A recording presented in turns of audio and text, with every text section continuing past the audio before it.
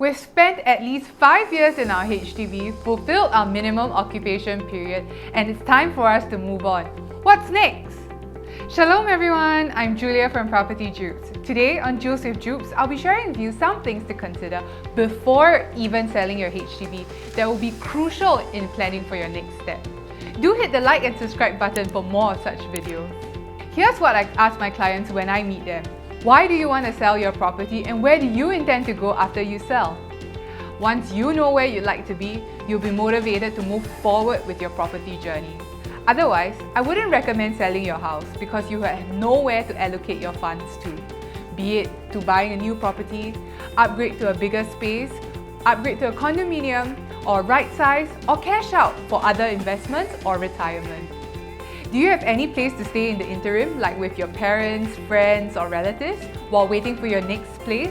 If not, then you would need to consider renting if your next home requires a long renovation time or is still under construction.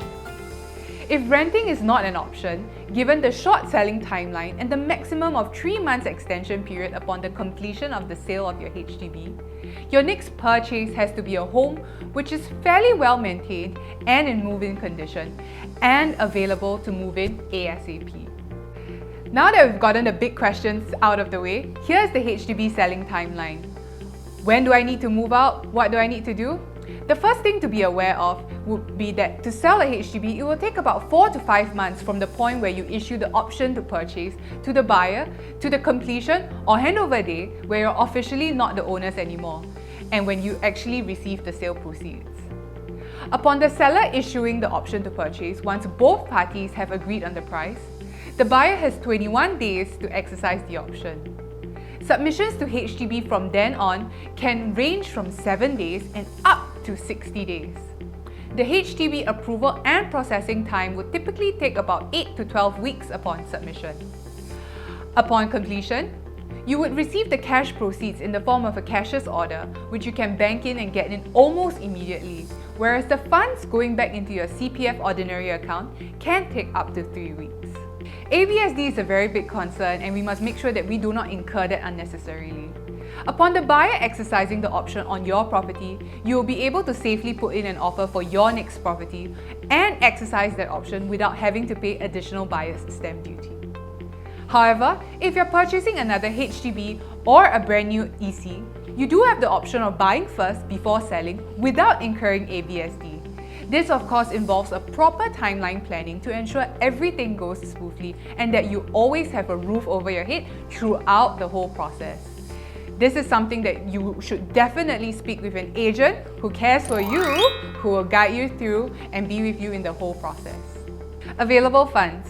While you may be able to safely purchase once the buyers of your house have exercised the option to purchase, it's important to ensure that you have sufficient funds for the cash down payment for your next property. And that will be 5% of the purchase price in cash for private properties and up to $5,000 for HDBs.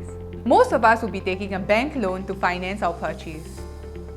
Assuming that you're eligible to take the maximum loan, which is 75% of the purchase price, the minimum amount that needs to be paid will be 5% of the purchase price, and the balance 20% can be paid from your CPF ordinary account or cash. If you're buying a resale property, funds need to be set aside for renovation, of course. In your budgeting process for available funds, if you're buying a condo, don't forget about condo maintenance costs, which can range from $200 to $400 every month.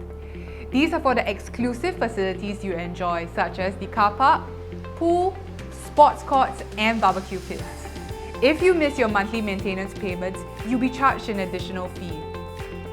Finally, do budget for the resale levy, which is payable for the various situations listed here.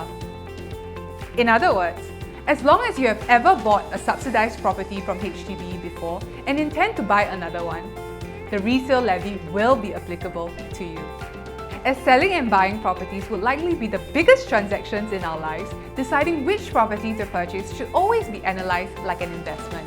And it's important to make a safe purchase, especially in times of high property prices. If you need some clarity on what to consider in your selling and buying process, do drop me a message on any of my socials or click on the button below in the description, and I'll be happy to ensure the whole process is done smoothly and your purchase is a safe one with good appreciation potential. If there's a certain project or topic that you want me to touch on, do leave a comment in the section below. And if you find my videos useful, hit the like and subscribe button. I'll see you soon.